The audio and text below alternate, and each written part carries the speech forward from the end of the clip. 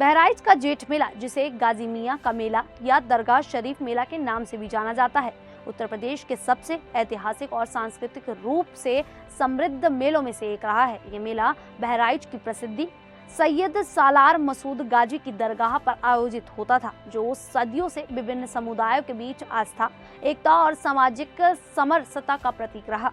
जेठ मास में लगने वाला यह मेला न केवल धार्मिक महत्व रखता है, बल्कि स्थानीय संस्कृति, परंपराओं और सामुदायिक मेलजोल का जीवंत उत्सव भी है।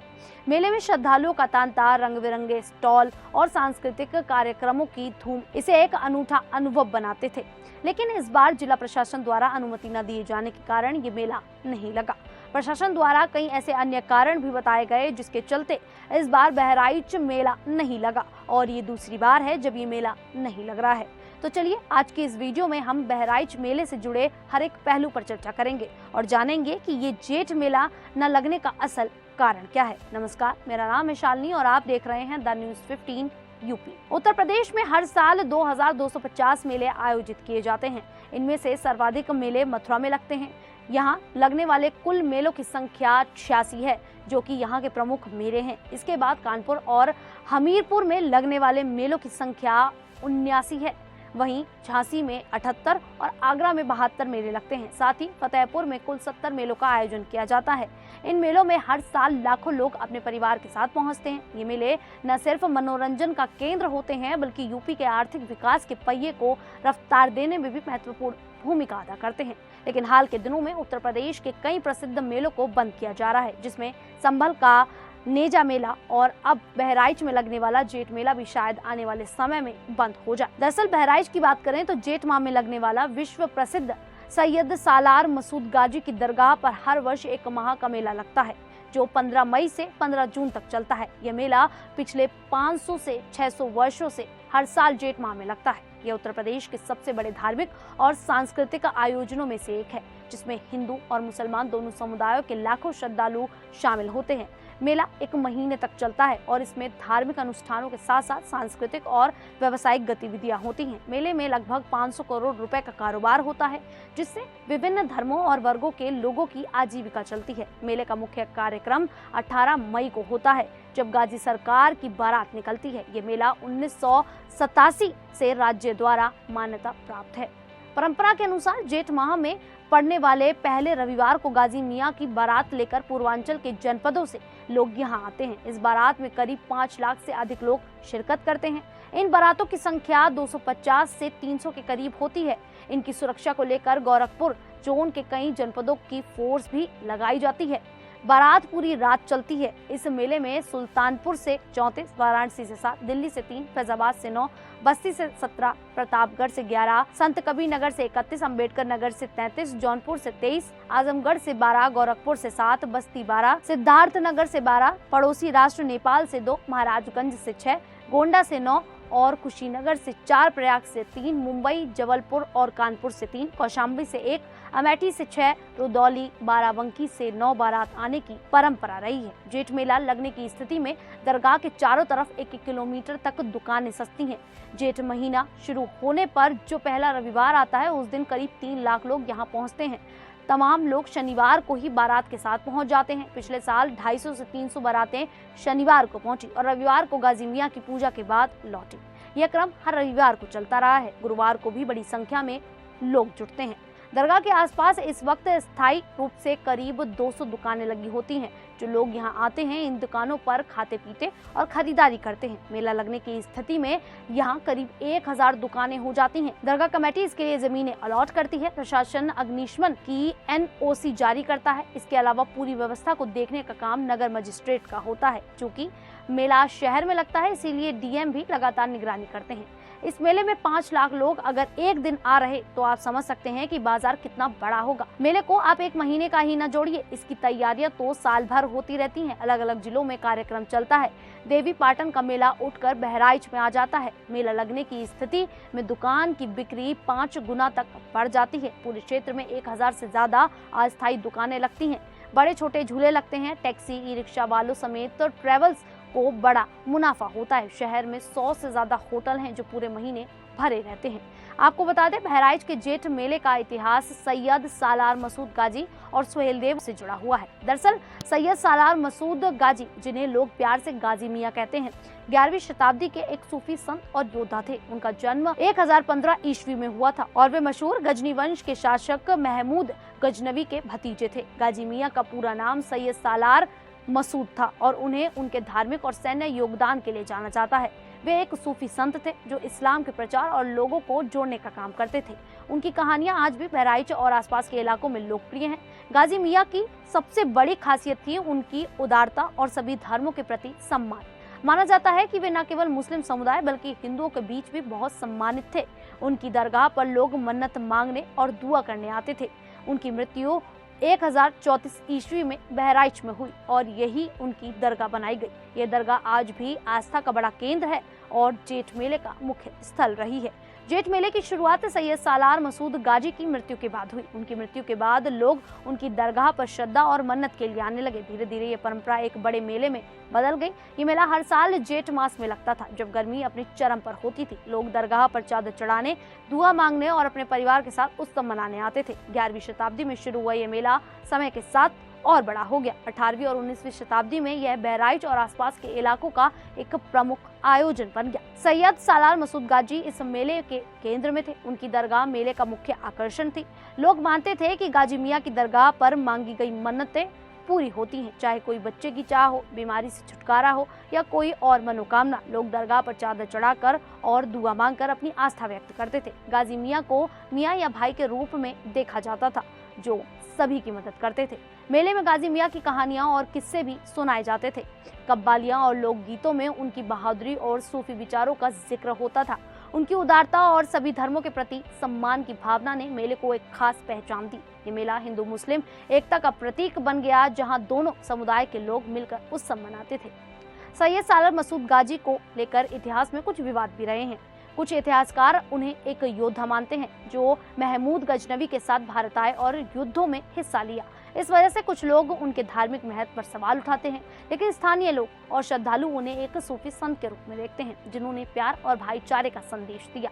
लेकिन इस मेले का इतिहास केवल सैयद सालार मसूद गाजी से ही नहीं जुड़ा है, बल्कि इसका इतिहास महाराजा सुहेलदेव से जोड़कर भी देखा जाता है। महाराजा सुहेलदेव 11वीं शताब्दी के एक प्रसिद्ध राजा थे, जिन्हें बहराइच और श्रावस्ती क्षेत्र के शासक के रूप में जाना जाता है। वे पासी समुदाय के राजा थे और उनकी वीरता की कहानियां आज भी उत्तर प्रदेश के लोकगीतों और कथाओं में जीवित हैं। सुहेलदेव को एक नायक के रूप में देखा जाता है जिन्होंने अपनी क्षेत्र की रक्षा के लिए विदेशी आक्रांताओं से युद्ध किया। खासतौर पर उनकी सबसे बड़ी लड़ाई सैयद मसूद गाजी के खिलाफ मानी जाती है, जो 1034 ईस्वी में बहराइच के पास चित्तौरा झील के किनारे हुई थी। सुहेलदेव का इतिहास कुछ हद तक विवादास्पद है क्योंकि उनके बारे में लिखित दस्तावेज सीमित है। उनकी कहानियां ज्यादातर लोक कथाओं, मौखिक परंपराओं और कुछ ऐतिहासिक संदर्भों पर आधारित हैं। फिर भी उन्हें एक साहसी और धर्मनिष्ठ शासक के रूप में याद किया जाता है। उन्होंने अपने लोगों और संस्कृति की रक्षा के लिए युद्ध लड़ा। इतिहास के अनुसार सैयद सालार मसूद गाजी को महमूद गजनवी का भांजा और सेनापति था। 11वीं शताब्दी में उत्तर भारत में अपने सैन्य अभियानों के लिए आया था। 1034 ईस्वी में वह बहराइच पहुंचा, जहां उसका सामना महाराज सुहेलदेव और उनके सहयोगी राजाओं से हुआ। कहा जाता है कि सुहेलदेव ने 21 छोटे छोटे राजाओं का गठबंधन बनाया, जिसमें बहराइच, श्रावस्ती, लखीमपुर, सीतापुर, लखनऊ और बाराबंकी के राजा शामिल थे। इस गठबंधन ने चित्तौर झील के किनारे सैयद सालार मसूद गाजी की सेना से युद्ध किया। ये युद्ध 21 दिनों तक चला और अंत में सुहेलदेव ने गाजी को पराजित कर उनकी मृत्यु कर दी। गाजी का शव बहराइच में ही दफनाया गया, जहां बाद में उनकी मजार बनाई गई। यही मजार बाद में दरगाह शरीफ के रूप में प्रसिद्ध हुई और जेठ मेले का केंद्र बनी। इस युद्ध में सुहेलदेव की जीत को हिंदू संगठनों और स्थानीय लोगों द्वारा सांस्कृतिक और धार्मिक गौरव के प्रतीक के रूप में देखा जाता है। उनकी वीरता ने उन्हें एक लोकनायक बना दिया और उनकी कहानियां आज भी बहराइच के लोगों के बीच प्रचलित हैं। जेठ मेला शुरू में सैयद सालार मसूद गाजी की दरगाह पर श्रद्धा और मन्नत के लिए आने वाले लोगों के इकट्ठा होने से शुरू हुआ, लेकिन सुहेलदेव की कहानी ने इस मेले को एक अलग ऐतिहासिक संदर्भ दिया।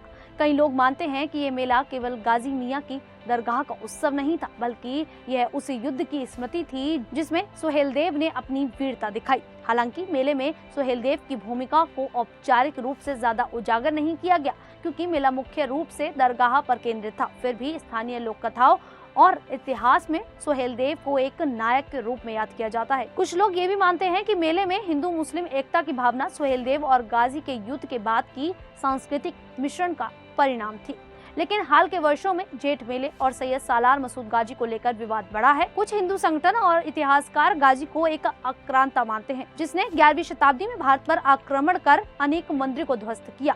मसूद ने सोमनाथ मंदिर के साथ साथ बहराइच के प्राचीन सूर्य मंदिर को भी तोड़ा था और उसे महाराजा सुहेलदेव ने युद्ध में पराजित कर वीरगति प्रदान की थी। इसके बावजूद उनके सम्मान में आयोजित होने वाले मेले को हिंदू संगठन ने जनसभाओं के विरुद्ध बताया। उन्होंने कहा, जिस व्यक्ति ने हमारी संस्कृति पर हमला किया उसे श्रद्धा का पात्र बनाकर सम्मानित करना ऐतिहासिक तथ्यों और देश की असीमता का अपमान है। हालांकि पूरी बात अब वहीं आ जाती है कि कुछ भी हो, लेकिन इस बार बहराइच जिला प्रशासन द्वारा अनुमति न दिए जाने के कारण ये मेला नहीं लगेगा। प्रशासन ने कहा कि जम्मू कश्मीर के पहलगांव में हुए आतंकी हमले और उत्तर प्रदेश के संभल में हाल के हिंसक घटनाओं ने माहौल को संवेदनशील बना दिया, जिसके चलते मेला लगने से कानून व्यवस्था बिगड़ सकती है। स्थानीय खुफिया इकाई की रिपोर्ट में भी माहौल को संवेदनशील बताया गया, जिसके चलते मेला रद्द करना जरूरी समझा गया। इतना ही नहीं, जिला प्रशासन और दरगाह प्रबंधन समिति के पास मेले के लिए जरूरी संसाधन और व्यवस्था नहीं थी। डीएम मोनिका रानी ने जांच के बाद यह स्पष्ट किया कि मेला आयोजित करना संभव नहीं है। देश भर में वक्फ बोर्ड संशोधन को लेकर चल रहे विवाद ने भी माहौल को तनावपूर्ण बनाया, जिसके चलते प्रशासन ने मेला रद्द करने का फैसला लिया।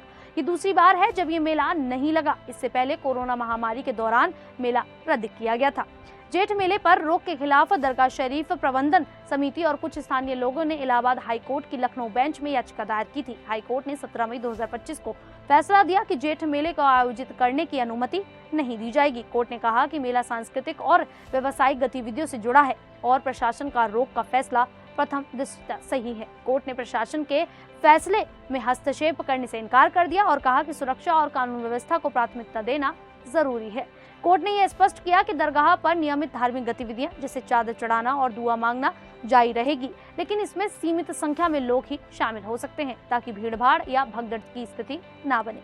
कोर्ट ने दरगाह कमेटी को निर्देश दिया कि वे सुनिश्चित करें कि श्रद्धालुओं की संख्या नियंत्रित रहे और कोई अव्यवस्था न हो। 19 मई 2025 को अगली सुनवाई होनी थी, लेकिन मेला आयोजन की अनुमति पर अंतरिम रोक बरकरार रही। कोर्ट ने प्रशासन को आदेश दिया कि वे धार्मिक अनुष्ठानों में सहयोग करें और श्रद्धालुओं की सुरक्षा के लिए सभी जरूरी इंतजाम करें। मेले पर रोक के बाद प्रशासन ने सुरक्षा के कड़े इंतजाम किए ताकि कोई अप्रिय घटना न हो। दरगाह और आसपास के इलाकों को पुलिस छावनी में बदल दिया गया। 600 से अधिक पुलिसकर्मी और प्रांतीय सशस्त्र बल ने जवान तैनात किए गए। आसपास के 10 जिलों से अतिरिक्त पुलिस बुलाई गई। दरगाह जाने वाले सभी रास्तों पर बैरिकेडिंग की गई और पुलिस ने सख्त निगरानी रखी। जिलों को 5 जोन और 11 सेक्टर में बांटा गया ताकि हर क्षेत्र की सुरक्षा सुनिश्चित हो।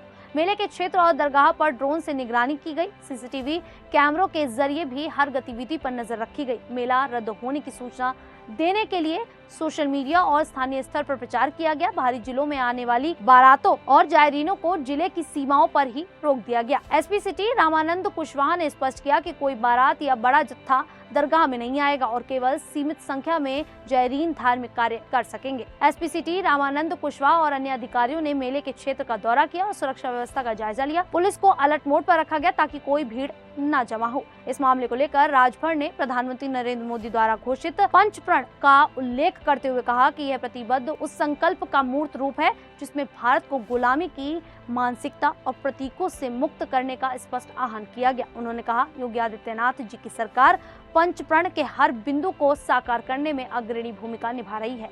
जेठ मेला पर प्रतिबंध उसी दिशा में एक मजबूत और साहसिक पहल है। इस पूरे प्रकरण में महत्वपूर्ण बात ये रही कि जब इस प्रतिबंध के विरुद्ध जनहित याचिका दायर की गई तो हाईकोर्ट की लखनऊ बेंच ने राज्य सरकार के निर्णय में हस्तक्षेप करने से साफ इनकार कर दिया। अदालत ने माना कि यह निर्णय जनहित और सांस्कृतिक मूल्यों की रक्षा की दृष्टि से उचित है।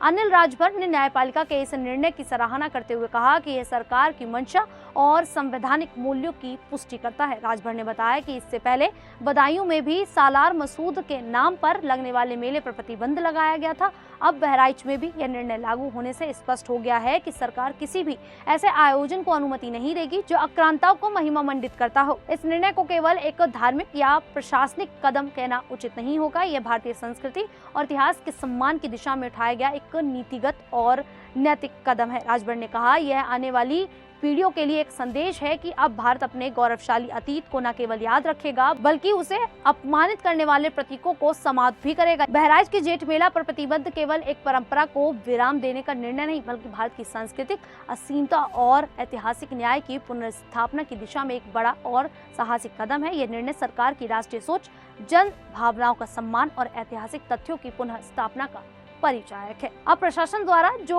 बात कही गई है कि बहराइच में मेला नहीं लगेगा, इसको लेकर आप लोग कितना सहमत हैं? आप हमें कमेंट करके जरूर बताइएगा। फिलहाल अभी के लिए इतना ही, फिर हाजिर होंगे ऐसी ही देश और दुनिया से जुड़ी बड़ी खबरों के साथ। तब तक के लिए देखते रहिए द न्यूज़ 15 यूपी।